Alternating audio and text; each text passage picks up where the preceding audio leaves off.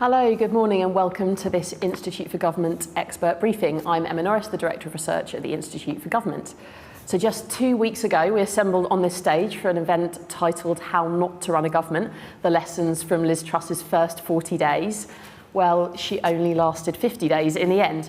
But in that short time, we witnessed some of the most chaotic scenes ever seen in British politics, and by the end, a government that wasn't functioning. Mistakes were made, as Rishi Sunak, the new Prime Minister, has acknowledged. So today, at this event, we're going to look at how Rishi Sunak can go about fixing the government and making sure it's functioning as effectively as possible. He's the country's 57th Prime Minister, and as lots have already observed, he's got a daunting in tray. He needs to repair the damage done by his predecessor, unite his party, get the economy back into rude health, and lead, in his own words, a government which displays integrity, professionalism and accountability at every level, an area he's already running into trouble with his new Home Secretary. So over the next hour, we're going to try and work out how he can go about achieving all of this. And I've got an excellent IFG panel with me today to talk about this. Our Chief Economist, Gemma Tetlow, and then a trio of senior fellows, Kath Haddon, Jill Rutter and Sam Friedman. Just a little bit of housekeeping before we get going. This event is, as always, on the record and being live streamed. We're going to start with discussion amongst the panel, probably for the first half an hour or so, and then I'll leave as much of the second half for questions from the audience, both in person and online. And then we'll finish bang on 10:30. If you are watching online, please do send in your questions as early as you'd like. It would be great if you can include your name and where you're coming from for context. And if anyone is tweeting about the event, please use the hashtag IFGSunak.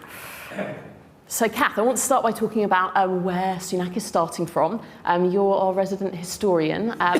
Just how tricky a situation has Sunak inherited? Very tricky. But just, a word on Sunak getting the premiership. He is, in some respects, he's achieved something that many other people haven't done. He went from being a what-if Prime Minister, somebody who was long lauded as a potential future Prime Minister, but then didn't make it through the leadership contest, was forced out of it by Liz Truss, to then having that all reversed, and he actually got in. When you think back at all of the sort of nearly Prime Ministers, the counterfactuals who could have been, Rab Butler, Michael Heseltine, there's so many littering political history, and it is something that dominates a lot of politicians' minds. Somebody said that, if every politician is, some small percentage of their brain is always thinking, I could be Prime Minister one day.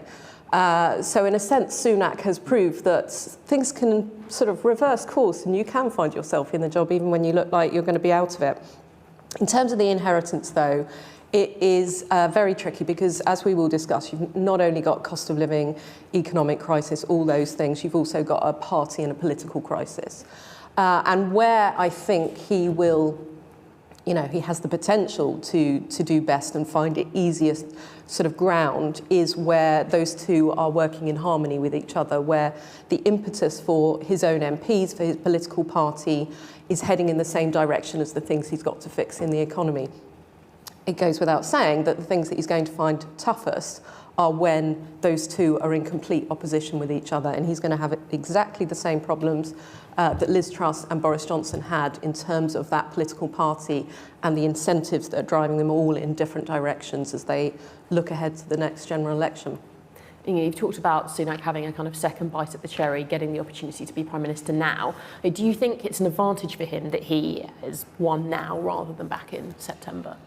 Politically, yes. Obviously the situation is dire. It's not an advantage for the rest of us with mortgages, but for him politically, he's been proved right. I think if he'd won it back in September, he would have had the backing of more MPs than any other candidate and then the membership. But the party was still a lot more of a sort of divided beast, almost going through this experience. The Truss premiership has, to some extent, brought them together a bit. So that's something that could work in his favour. But as we've seen, not just with Truss, but also with Johnson, it is very easy for that goodwill to then sort of fall down very rapidly when you make mistakes. Yeah. And Jill, one of the first places that he's departed from Truss is a pledge to stick much more closely to the 2019 Manifesto where possible. Do you think that that's a good move? Well, I think it's probably an essential political move in the sense that he'll be very conscious that he doesn't have a personal mandate. He saw off Boris Johnson who was claiming that the reason he should make a surprise return was that he was the sort of personal holder of that 2019 mandate. And I thought it's very interesting in his comments in Downing Street that he made that comment about this mandate from 2019 belongs to all of us, not just to one man, i.e. not just yours, Boris, ours, the Conservative parties.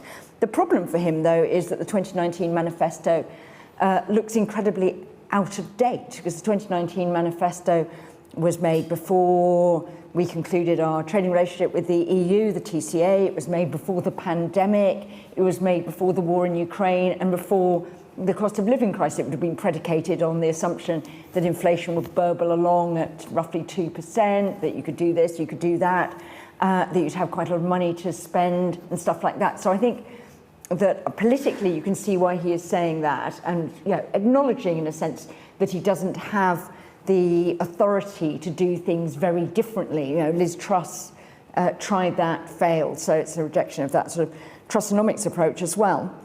But I think substantively, to actually say by 2024 I want to have chalked up big wins on some of those election promises, a stronger NHS, more police cracking down on crime, genuine progress on levelling up, I think is really problematic. Yeah.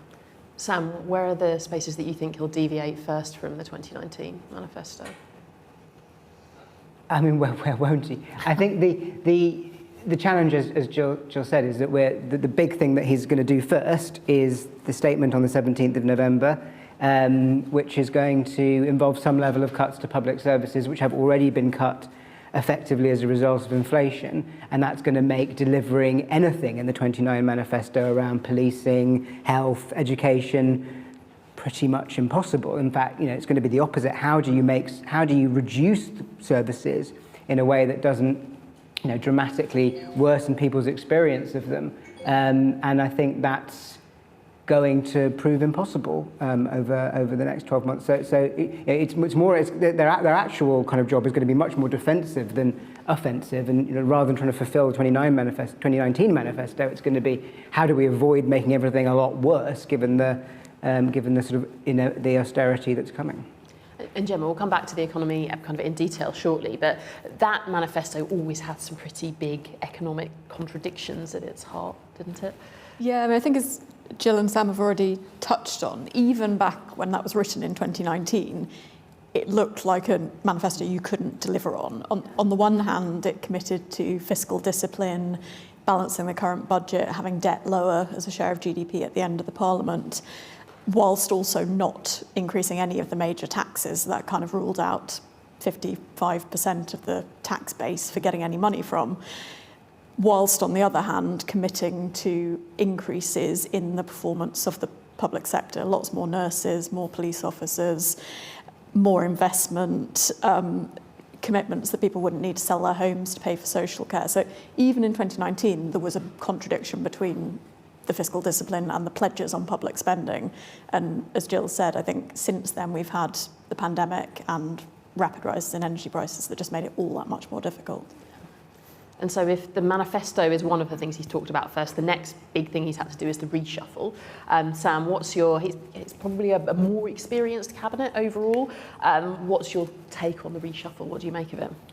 So I mean, the positive is that clearly this is a stronger government than the Truss government was, which isn't a hugely high bar, but nevertheless is good to see. He's brought back into cabinet a lot of people who should have always been there.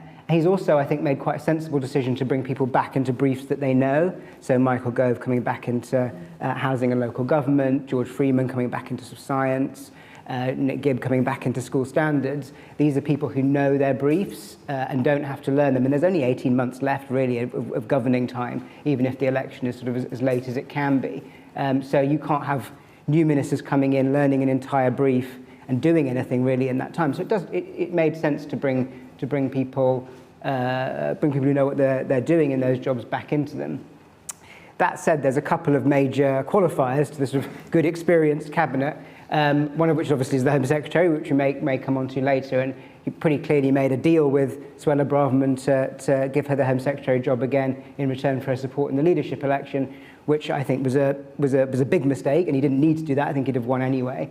and we're already seeing the consequences of that. But also I think it's got less attention, but bringing Gavin Williamson back is also quite dangerous to him, because Williamson obviously has had to resign himself or been fired himself in the past for security breaches. But also he's really not liked in the party. I mean, he's been a very sort of Machiavellian figure working for Sunak behind the scenes. He's probably going to be in a sort of unofficial whip job now. But there'll be plenty of people waiting for him to trip up, because he's upset a lot of people who were Truss or Johnson backers in the past. So there's a couple of appointments in there that you can see blowing up as well. But on balance, it is definitely a stronger government. Yeah, and obviously the aim behind the reshuffle is to try and kind of unite the parliamentary party as far as possible. Kath, Jill, I mean, do you think that at this point the Conservative Party is capable of being united? I mean, I think right now it's kind of existential for it to do so. I think, as I said before, it's about whether or not there are triggers that just pull people inevitably in other directions, because some of them, they are looking at sort of survival in their own constituency, not just thinking about is the Conservative government as a whole going to be, Conservative Party as a whole going to be in government after the next election. And so little things can make a big difference on that, big things even more so. And the fracking bill was a really good example of that, because it was a battle that didn't need to be had. Labour did very well of kind of forcing the Conservatives into that position, but the handling of it, as we've seen repeatedly in terms of parliamentary handling in the last year or longer, was chaotic and exacerbated all of those problems. So I think, Sunak does have to make sure he's not making the same mistakes that even Johnson made, let alone Truss, of marching MPs up the sort of wrong hill, only to abandon them in a U-turn. And Sunak is quite inexperienced in that sense as party leader, and also even as a minister. It's 2+ years, not that very long, that he's been Chancellor. It was quite a meteoric rise, even by others that we've seen. He's got a team around him of people who are experienced at working with him and quite experienced in government, but they still need to make sure that they are watching for those things that might blow up, because it is a very fractious party and it's not going to suddenly heal itself just because they've managed to yet again change their leader. Yeah, and talking of learning from Johnson's mistakes, one of the things that Johnson really struggled with was building an effective number 10, reorganised it countless times. Jill, what do you think Sunak should be doing on the number 10 front, and do we know much about how he's planning to organise it? I don't think we do know that much at the moment. He's brought over his principal private secretary, who worked with him at the Treasury, which is sort of interesting. We used to always regard the principal private secretary as providing a degree of continuity, because you would inherit the one from the previous Prime Minister. That's the top official, if you like, in number 10. But apparently there have been 4 principal private secretaries already this year in number 10. So the Permanent Civil Service is not providing that much stability. And I think that's quite an interesting thing to bring someone over, because while, in a sense, Sunak is bringing the person who sort of reinforces what he knows rather than the person who can help him with the stuff he doesn't know. So I think it'd be very interesting to see how that works out, how quickly he builds trust with the rest of the number 10 team. Liz Truss was quite sort of disruptive / destructive in her treatment of number 10 in that brief period that she was there. She moved a lot of people, created quite a lot of bad will by taking quite a lot of people, possibly in the oversized, chaotic Johnson number 10, and moving them into the Cabinet Office. And I think it's very interesting to see whether they manage to reconstruct number 10. And one of the things I think they really do need, and this builds on Kath's point, is one of the things you would say any Prime Minister desperately needs in these circumstances is a good political team in number 10, so a very good political secretary he really trusts, and a very good sort of parliamentary management team, both inside number 10, but also in terms of your business managers. Because one of the things about, you don't want to have, as Kath says, unnecessary fights with the party when you lose them. You also want to win your necessary fights. And I think as we look forward to the November statement and things, there are going to be a lot of really unpalatable things for lots of people in the Conservative Party in Parliament to do it. And if they manage to lapse back into the sort of learned habit of rebellion and things like that, that is not going to augur well for the Sunak premiership. He really needs to knock them out of that, and the Conservatives once again become a sort of disciplined, power-focused party that they used to be. But it's been a lot of people. There was a piece last week, I think, about whether, with lots of psychologists talking about whether the party was now addicted to rebellion and chaos and things like that. Maybe in the same way as we are, but it'd be very interesting to see whether he managed to get a grip back and instill discipline there. So I think he'll need to look at the reorganisation number 10. Think about how he organises all those sort of cabinet committee structures and stuff like that. But it's very difficult because I think, Liz Truss hasn't made that easier, because you might have thought with such a brief premiership there would be a relatively stable regime, and actually I think it's quite a destabilised regime that he seems to be inheriting. Yeah.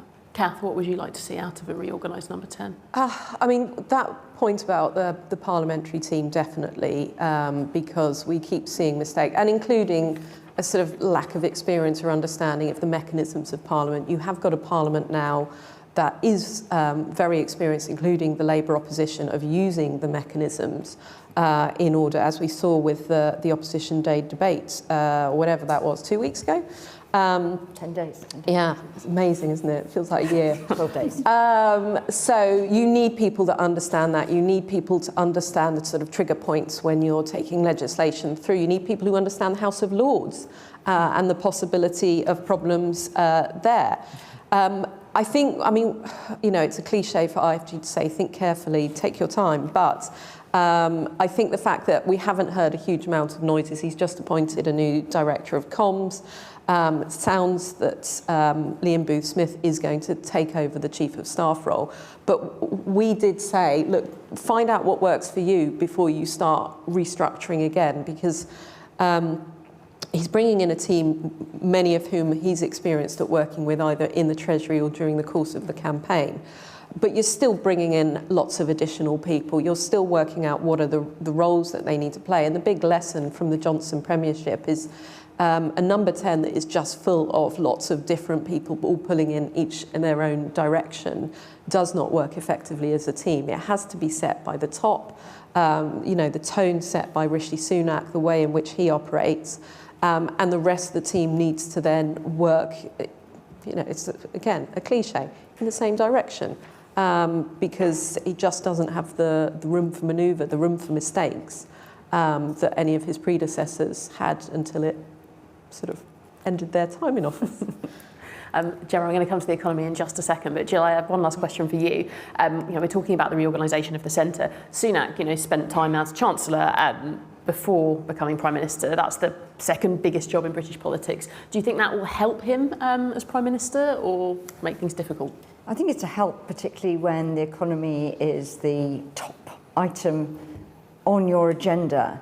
But as I wrote for IFG last week, it's still a very big leap to make, and I think chancellors underestimate that. I mean, notoriously, Gordon Brown really struggled to get his premiership going.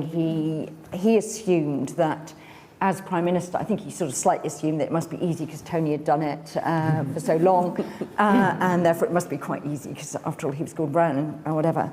But he really struggled to get the right people. I mean, we had 2 or 3 resets of number 10 under Gordon Brown.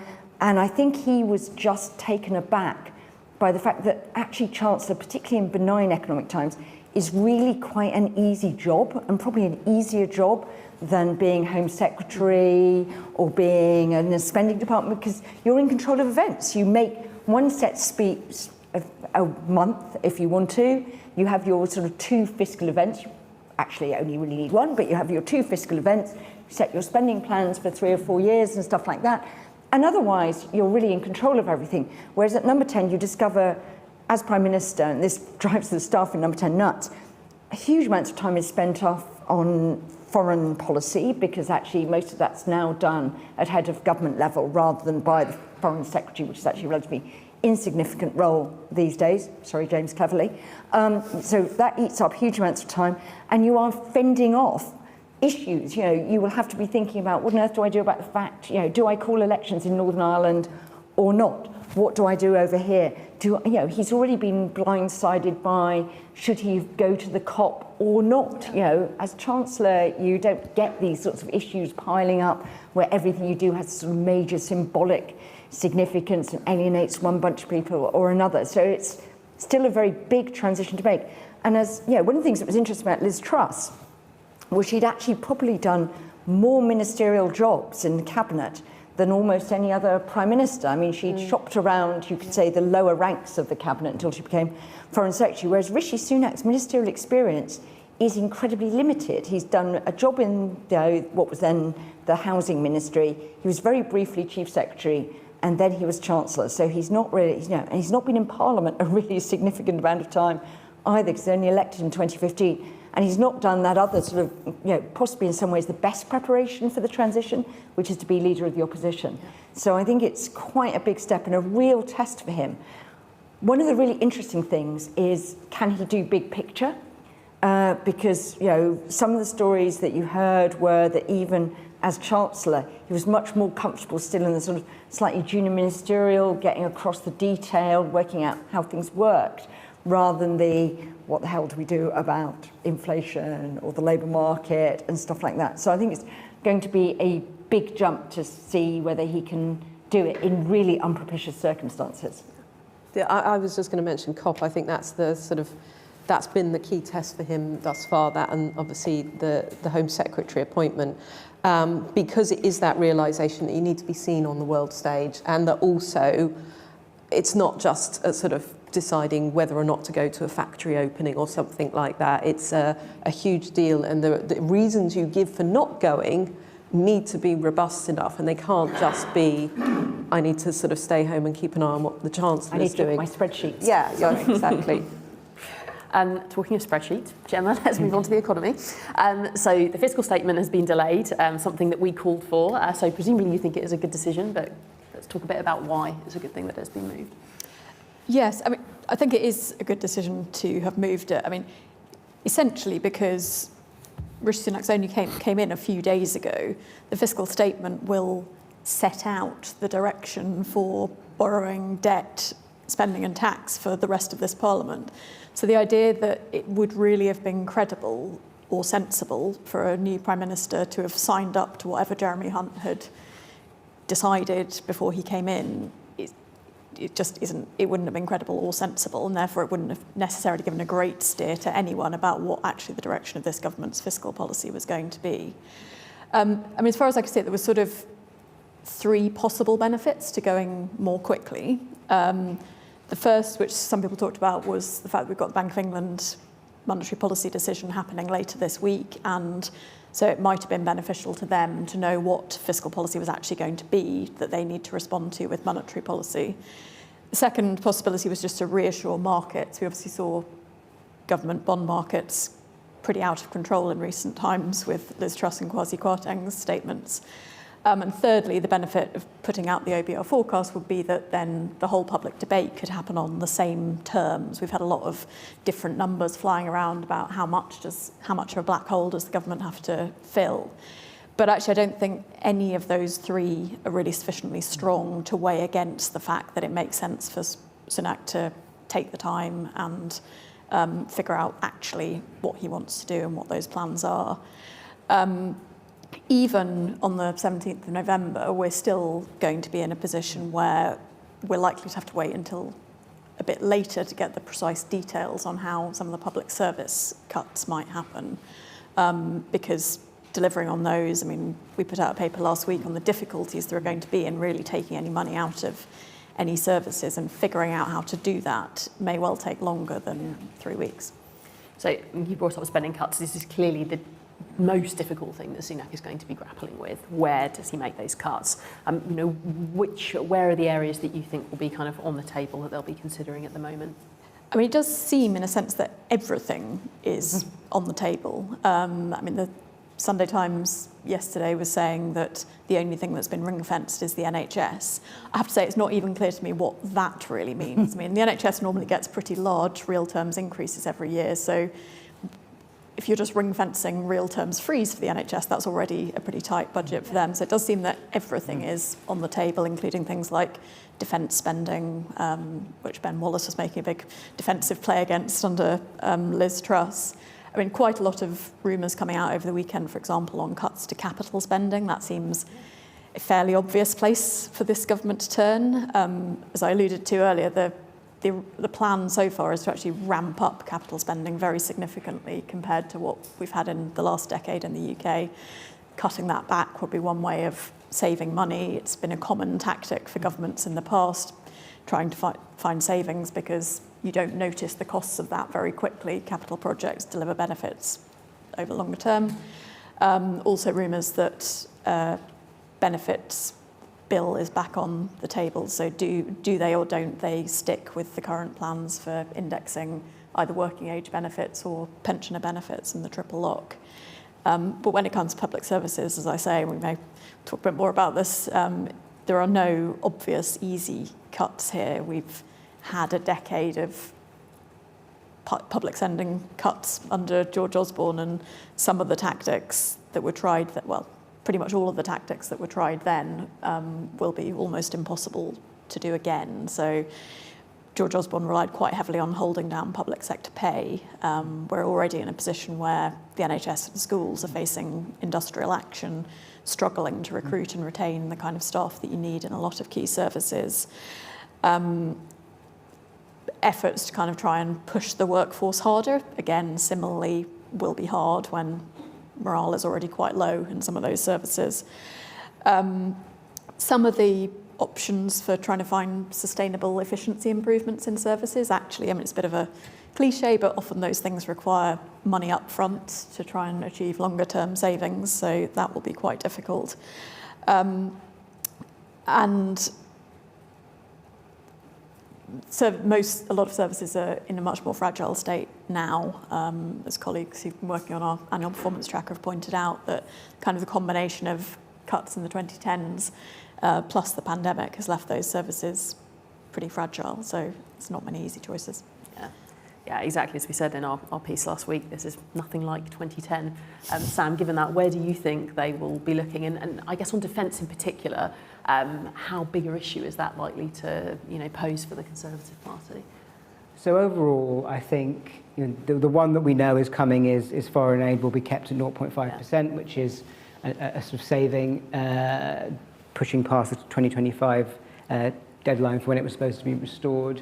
I'm fairly sure capital will be cut quite a bit, as Gemma says, even though in many ways, economically speaking, that's the worst cut you can make because we're so, one of the big problems we have around productivity is our infrastructure is so poor.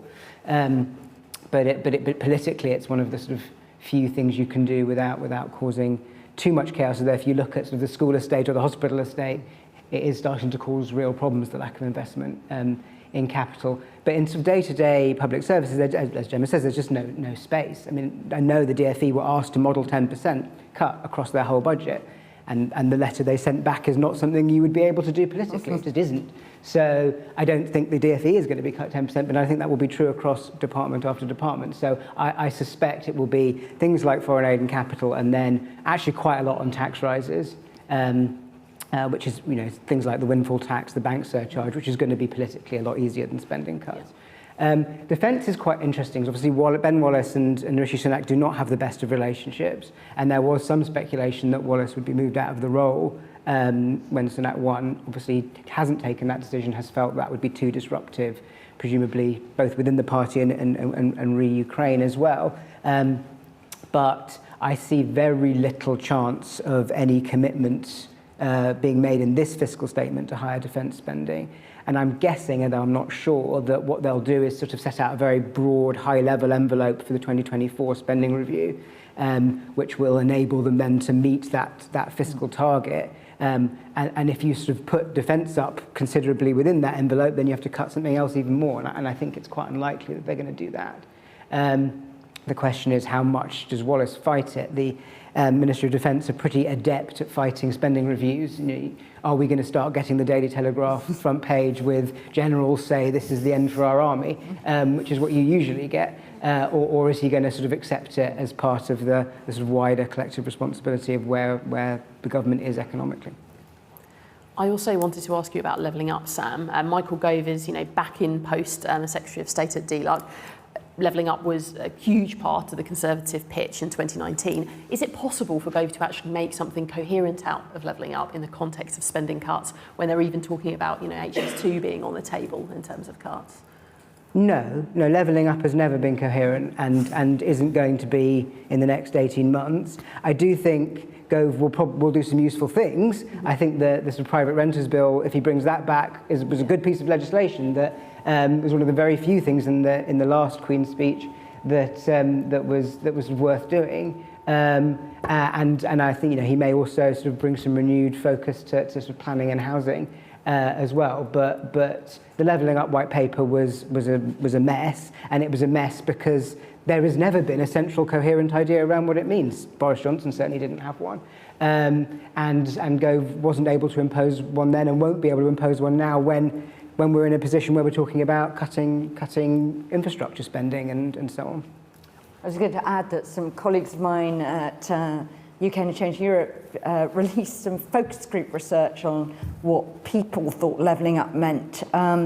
They did it on the day that Liz Truss stood down, so perhaps didn't get the attention it might. But its big message was, if you ask people what they wanted in levelling up, they said they wanted local crime tackled and they wanted a better health service. So the idea that there's a sort of different agenda for levelling up, which is divorced from the big public services, is quite difficult. I mean, people like the places they live, they like parks and things like that. But actually, if you ask, what do you want levelling up, they wanted better public services. Yeah. I'm going to go out to questions in a minute, but I just want to talk a little bit about standards and integrity too. Said at the start that Sunak has, pledged to bring back kind of integrity, professionalism, accountability. Kath, what are the kind of first steps he can take to actually achieve that? Well, he needs to appoint an independent ethics advisor in the first instance, as we have been without that since Christopher Geit quit earlier in the year. And I think to do that, he's then got to change the role so that at least the person can initiate their own inquiries, because if somebody takes the role without that now, it's going to be very difficult for them to sort of continue operating. And he needs to do that urgently because they're already starting to pile up. We've got a number of questions about the Home Secretary, both what happened the last time she lost her job, but also what's going on at the moment. And it feels like already the relationship in the department has broken down.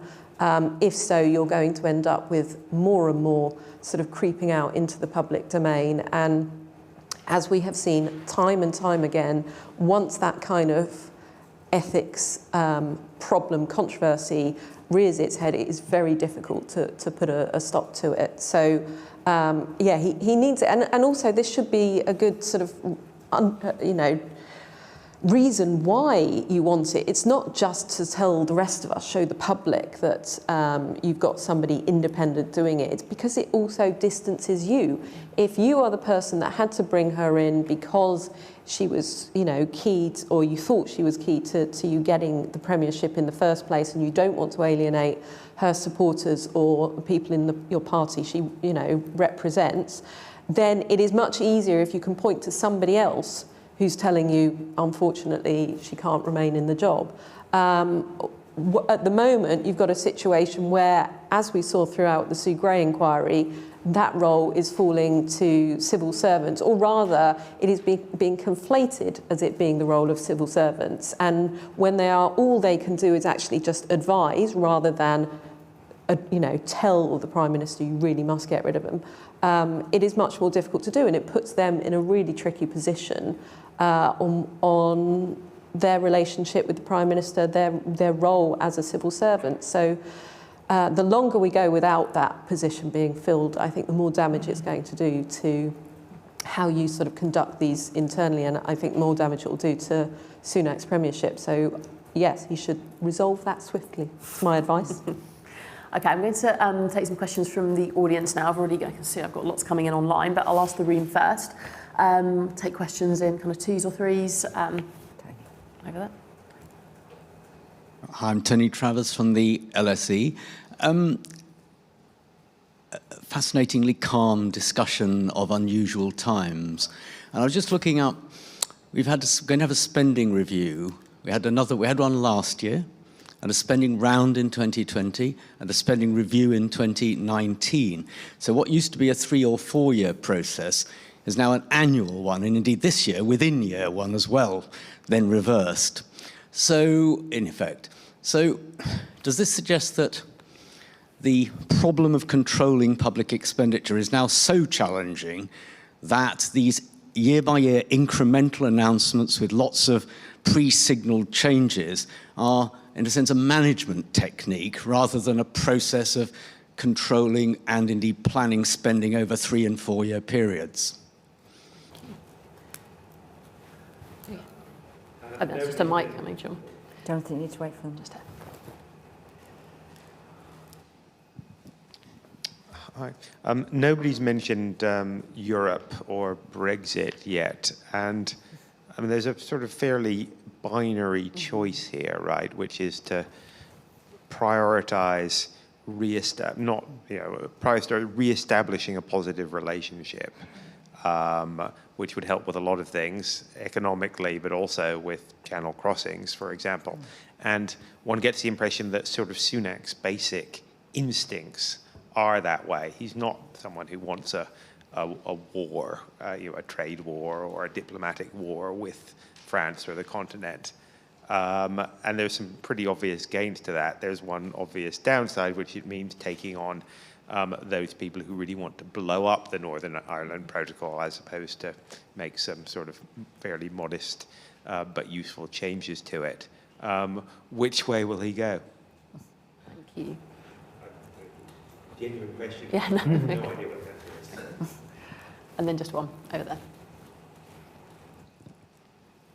Hi there, Namgal from the LSE as well. Wondering if you guys could comment on the new government's position broadly in regards to China and its policy on continuing Truss's rating of China as a threat, what the position of the newly appointed securities minister might be, and how Rishi Sunak might differ from his summer rhetoric and his stance in government regarding China. Thanks. Thank you. Gemma, I'm going to come to you first on Tony's spending question. Yes, very good question, Tony. I mean, there are some good reasons why we might have had more regular updates to spending plans in the last few years, that major things happened that we didn't expect to happen, and during the pandemic it was a bit hard to see beyond the immediate demands to kind of set that 3-year spending totals. But I think you're right, there's an extent to which also repeated reopening of the envelope and changing plans has also reflected to an extent that some of the spending plans that were laid out were just implausible in the first place, and governments, you kind of saw that with the 2015 spending review as well, that money got topped up later on. So I think there is we are now kind of past the pandemic. We can see what the broad outline of demands is going to be on the public services, and there is a need to set more realistic longer term plans so that services can actually make multi-year plans, because you're inevitably going to spend money less well if you're not certain what your budget's going to be any more than a year out. It's very hard to kind of figure out how to allocate money most effectively if you think you're going to be asked to suddenly hand back 10% of your budget or make other cuts, or you're suddenly thrown a load of extra money that you didn't expect to get. Thank you. Jill, do you want to comment on Jonathan's question on Europe, Brexit and Sunak's approach in that space? But as Jonathan, I think, probably would predict, I'm going to disappoint him because I don't know what Sunak will do. What do we know about Sunak? We heard stories within Cabinet that he and Michael Gove were more sceptical about the Northern Ireland Protocol bill than Liz Truss and Boris Johnson perhaps were. But we also know that during the Conservative leadership contest, Rishi Sunak was recommitted to the Northern Ireland Protocol bill, which is going through the Lords at the moment, possibly on quite a long time scale because it's likely to come back very, very substantially amended. The European Research Group said that both candidates, when Penny Mordaunt was still in the race last week, had committed to them that if necessary they would use the Parliament Act to get the Northern Ireland Protocol bill onto the statute book, but that's obviously even further off because that would mean you had to wait for another session. So nominally, at least, Sunak does seem committed to the Northern Ireland Protocol bill, but last week he did seem to have quite a positive conversation from the briefings out of it with Ursula von der Leyen. Seems to be building actually to an extent on perhaps one of the pluses of Liz Truss's premiership was more positive relationships with Europe more generally. So it's not at all clear where he thinks he can end up. I will offer him a suggestion that one or two of us have made, that maybe both sides should agree to remit the issue of the Northern Ireland Protocol to some sort of more open process and bring in a third-party mediator to actually look at how you try and reconcile some of the sovereignty issues, some of the practicalities, things like that, and actually have something that at least allows all parties to acknowledge that their voices have been heard in the process. It's very interesting. Jonathan Stevens wrote something about how the voices of parties had been ignored in all these negotiations that go on behind closed doors, so you didn't get any sort of sense of ownership there. So I think that might be quite a good suggestion. It's out there for you, Rishi, if you want to take one earlier. The other thing that I think is really interesting that various people have been sort of wondering is how much of an enthusiast is Rishi Sunak for the retained EU law bill, this piece of legislation introduced by Jacob Rees-Mogg, who ended up serially having to speak about it from the back benches last week because he just resigned, and another minister had to introduce it, which is about to go into committee in the Commons, having had its second reading last week. We'll also get a mauling, I predict, in the House of Lords, but sets this sunset on all EU law of the end of 2023. We saw during the leadership contest, but Rishi Sunak seems to be doing quite a good job of disowning commitments he made in the leadership contest after the sort of, where he was, in a sense, chasing Liz Truss things. He'd outbid her 2023 deadline with a review of everything within 100 days.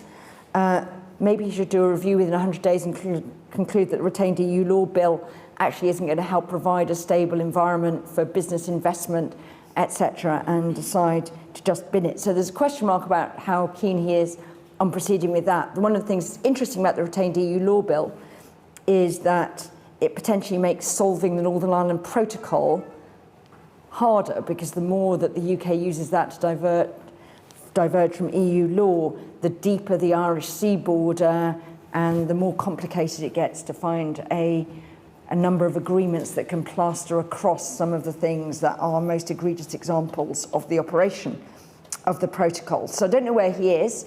I think the mood music seems much better, both with Truss and now with Johnson, with the EU. He'll need that on migrant crossings, and he's already talked about trying to cooperate with the French on that. So it'd be very interesting to see where that all lands, but I don't think we know enough about it yet.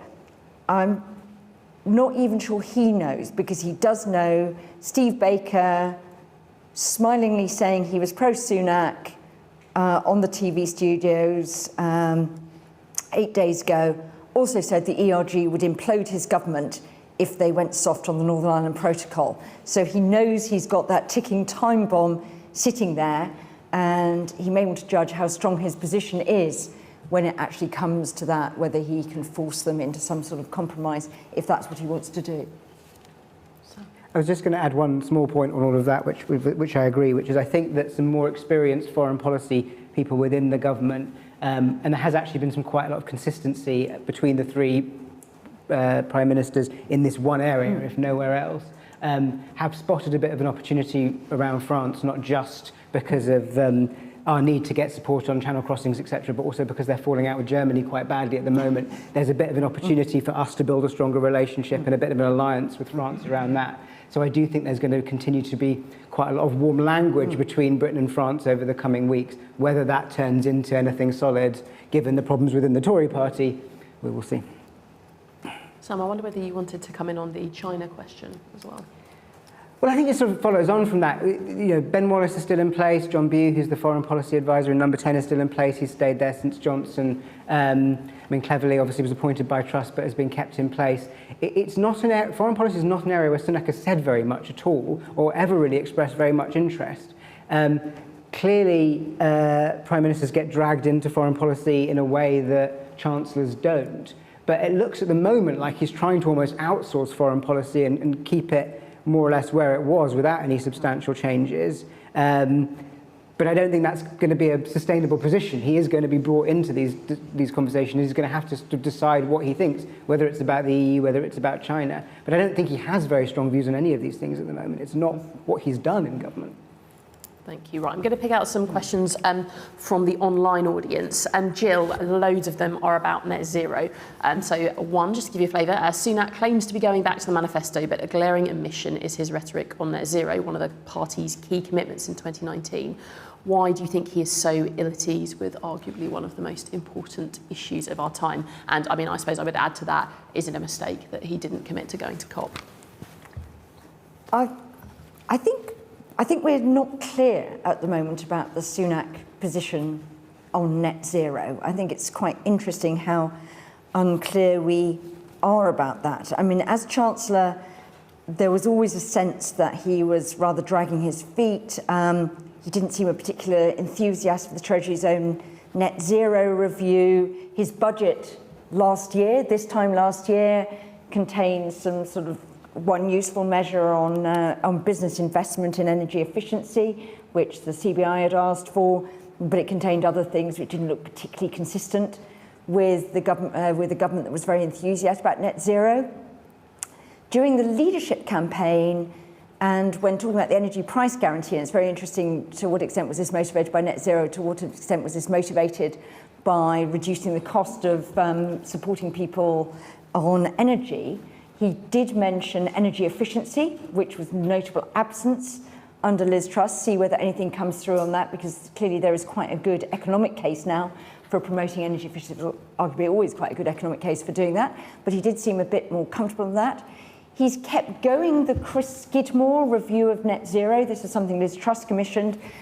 Chris Skidmore is notable for being the convener of the net zero support group in the Conservative Party, as opposed to the net zero scrutiny group under Craig McKinley, who are the people, because there is a ideological battle going on in the Conservative Party over positioning on net zero, and the net zero support group claims it has more people than the net zero scrutiny group, that they claim is a bit of a minority interest. So I think it's interesting where it goes there. His record as Chancellor was frankly all over the place, because he introduced things, and then the Green Homes Grant is the textbook case that you'll use to teach bad policy making when you've done with teaching the Green Deal, as I do, as a textbook case of bad policy making, because something that was introduced as a pandemic measure and then cut off its knees. So I think it's very unclear. For all his rhetoric about how he gets it and is very pro it and his kids nag about him, his kids probably do nag him about it, but he's clearly not instinctively someone who embraces it in the way that Boris Johnson, I think, did, and was keen to go and keen to be seen at these international big events. I think Rishi Sunak probably thinks that while the optics not going to COP27 are quite bad, the UK will probably come in for quite a lot of stick at COP27 about some of the commitments it's not followed through for, some of which can be traced back to Sunak, not least on climate finance and things like that, and his 0.5% aid cut. So I think he might be a bit reluctant to expose himself early on that. His reason for going, which is I've got to be poring over the spreadsheets or whatever, is slightly, as Chancellor actually, that's sort of what you've got a Chancellor for. You're making the big political calls, not the spreadsheets. But you certainly wonder, well, if you looked at your diary, there was another date available for your autumn statement. You could have shoved it back to the 23rd of November just as easily, and that would have meant you'd actually have a bit more time before the OBR has to close down all the numbers, and you could have just put in your day turning up at the COP, met President Biden, met President Macron. He's also going to the G20 in Indonesia. So I think it's, it sent some of the wrong signals there to bits. And actually, I think he's landed himself in the worst of all worlds, because the principal reason not to go was arguably defensible and quite appealing to some of the people who are a bit suspicious on him. I think there's a Daily Telegraph leader today saying it was right not to go. A principled decision to go would have been good. And if you weren't going to go, maybe you had to sort of unleash the king instead, if you really want to look supportive. But principled dithering or unprincipled dithering lands you in a sort of, is this just a prime minister who's going to be bullied into diary management and just looks a bit inept in your first week? Yep.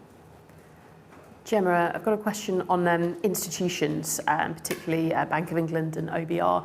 Is Sunak's government likely to have a more positive and trusting relationship with those institutions than his predecessor? From what we can see so far, that does seem to be the case.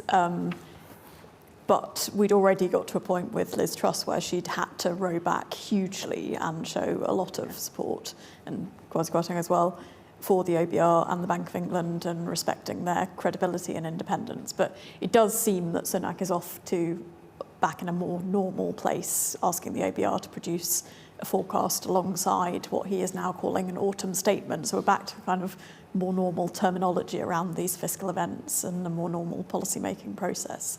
With the Bank of England, I think it's very interesting at the moment what we're seeing, because in a sense, this is sort of the first real test we've had of that kind of independence of fiscal and monetary policy since the Bank of England became independent in 1997, because the real benefit of monetary policy independence is in circumstances where the right answer economically is to tighten monetary policy, hike interest rates at a time of economic weakness. And so you can, if you cast your minds back to kind of pre-Bank of England independence, you could well imagine at the moment, if a chancellor had been in charge of interest rates, they would have been very reluctant to hike them in the current circumstances. So I think it's very interesting seeing this play out about the benefits of Bank of England independence and how the government deals with that when their inclination is to try and pump up the economy and cushion the cost of living at the same time as Bank of England's pulling in exactly the opposite direction. Thanks, Gemma. Sam, I've got loads of questions on education, but one of the ones that I want to focus on is technical education. So Sunak's, promising kind of more reforms in this area. I suppose kind of two questions. Is there really money to reform technical education at a time that budgets are so squeezed? And is it a policy area that needs more reform, given how much instability has suffered over, the last kind of 20 years or more? Yeah, so I think that this is the area of education that he is interested in, and he's appointed Gillian Keegan, who I think he has been sort of tasked with focusing on the sort of post-16 technical education as her primary aim. But I don't think there's actually that much more space for any more reform. They've just introduced a new qualification, T-levels, which has only literally started this year, and is gone okay, though has plenty of teething problems, and there's a lot of issues around exactly which group of young people it's really targeted at and whether that many will be able to access it or not. So there needs some focus on making T-levels effective and working. There's no money to build any new institutions. We're talking about capital cuts. There's certainly no money to build lots of shiny new colleges. So I suspect it will be more of a we've started a bunch of stuff, let's try and make it work, then let's do a whole new set of reforms. And he also has, in his leadership campaign, supported this idea of the British Baccalaureate, which was something the Times Education Commission pushed, which is an alternative to A-levels where everyone does some maths, some English, a broader range of subjects and some sort of creativity stuff. Which I was entirely unclear what it was supposed to achieve. But anyway, I think it's very unlikely that we're going to see anything in that space. There's no time to introduce or design a new qualification of that complexity, and there aren't any maths teachers for the maths that we already teach, let alone for post-16 as well. So I think actually in education, what we're going to see is a sort of consolidation rather than a lot of new policy. Thank you. Okay, and one last question that I want to ask the whole panel. There's been a lot in here on public trust and how they can go about restoring public trust. Tony, you said we were having quite a kind of calm conversation in a chaotic period, and you're right. It has been an incredibly chaotic period, and one that people have really suffered during. And so, as a result, there's clearly a need for government to go about rebuilding that trust with the public. Kath, I'm going to come to you first. If there are one or two things that Sunak can do to go about starting to rebuild that trust, what are they? I mean, I've already talked about sort of integrity and ethics and so forth. That is important because, and it goes to your point about institutions, and we need to get a consistent message from our political class that actually they value institutions because a lot of those depend on the authority of politicians to be able to do our jobs. We've got a great piece coming out as part of our constitution review soon. I'm not sure exact publication date.